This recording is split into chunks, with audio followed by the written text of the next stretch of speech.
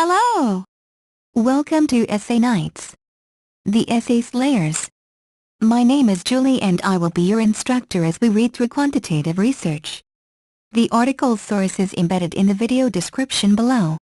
Feel free to read along. Please note that you can get a custom, plagiarism-free essay for as little as $10 a page at Essay Nights. The link is in the description. Quantitative research being one of the most widespread methods of research, quantitative research presupposes the analysis of certain objects by means of numeric representations and statistical analysis. The main goal of this research is to measure, define and make a report on the correlation of certain elements. Quantitative research is usually conducted by means of collecting statistical data in the form of surveys, questionnaires, interviews and experiments, which are designed to determine opinion of people or certain trends in the society. According to the author of the article The Advantages and Disadvantages of Qualitative and Quantitative Research Methods, Rob O'Neill, quantitative research is built upon the positivism paradigm, and is perceived as the scientific approach to research employing experimental and quasi-experimental strategies. O'Neill, 2005. Received findings serve as representative characteristics used to describe the total population rather than some of its parts. Data that is being collected from various sources is easily analyzed and interpreted into useful information for the researchers. Techniques that are used in quantitative research are also included into so-called primary research. Quantitative research is very often opposed to qualitative research, from which it differs in several ways.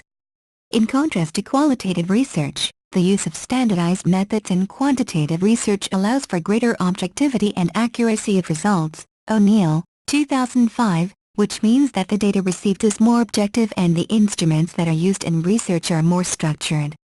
Quantitative research provides generalized data on the objects that are being analyzed. Thus, the information is not so detailed on behavior and attitudes of the subject matters. Another characteristic feature of quantitative research is that it usually involves few variables and many cases, and employs prescribed procedures to ensure validity and reliability. O'Neill, 2005.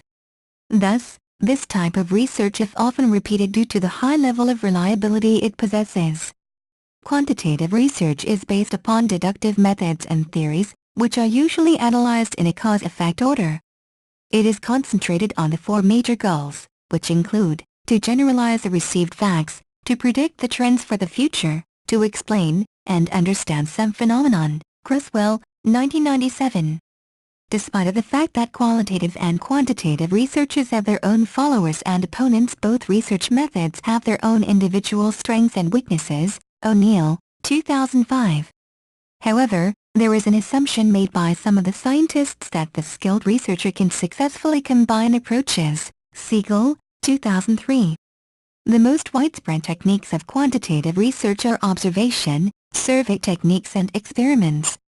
Speaking about the usage of quantitative researches in education, it is necessary to underline the fact that both quantitative and qualitative research approaches in education have arisen from different research needs. Hara, 1995.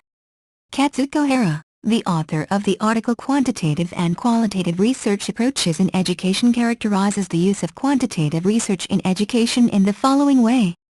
First of all, it is stated that the quantitative research approach endlessly pursues facts while the qualitative research approach recognizes that the researcher's viewpoint is central. Hara, 1995. Also, Katsuko Hara states that the quantitative research approach is used when the researcher desires to obtain entire trends or statistical truth in a research, while the qualitative research approach is used if the researcher wants to observe in detail by his or her own research viewpoint. Hara, 1995. The usefulness of quantitative research in education is conditioned by certain characteristic features of this type of research. The purposes and the methods used in quantitative research effectively display the trends existing in educational sphere of life. The explanations provided by this type of research are supported by numeric calculations and logic deductions. Obvious advantage of quantitative research in education is that it is based on neutral activity from the researcher's subjective viewpoint. Hara, 1995. Thus, the need to use so-called neutral, scientific language in quantitative research for educational purposes appeared. This was done in order to make quantitative research applicable and acceptable all over the world. Because quantitative research employs objective methods of analysis and uses numeric explanation of the received data, it avoids researchers' subjectivity, making the results of research even more valuable. Thus, the results of quantitative research can be used in education in any cultural environment regardless of nationality, race and language of the educators who use them. It is important to note another integral feature of quantitative research known as generalizability, which can be achieved by using neutral scientific languages understood by every member of scientific environment. Quantitative research in education is very effective because its results are derived by discovering exact facts and, therefore, the same research methods and the results are generalized. Hara, 1995. There are two approaches in quantitative research, experimental and non-experimental. The main purpose of experimental quantitative research is to study the causes and effects of correlations. Experimental approach presupposes the usage of manipulation of independent variables, while a non-experimental approach variables of interest are not manipulable. Johnson, 2001. Non-experimental approach is represented by two methods, which are causal comparative research and correlational research. Both methods of non-experimental approach in quantitative research use attribute variables, which cannot be manipulated.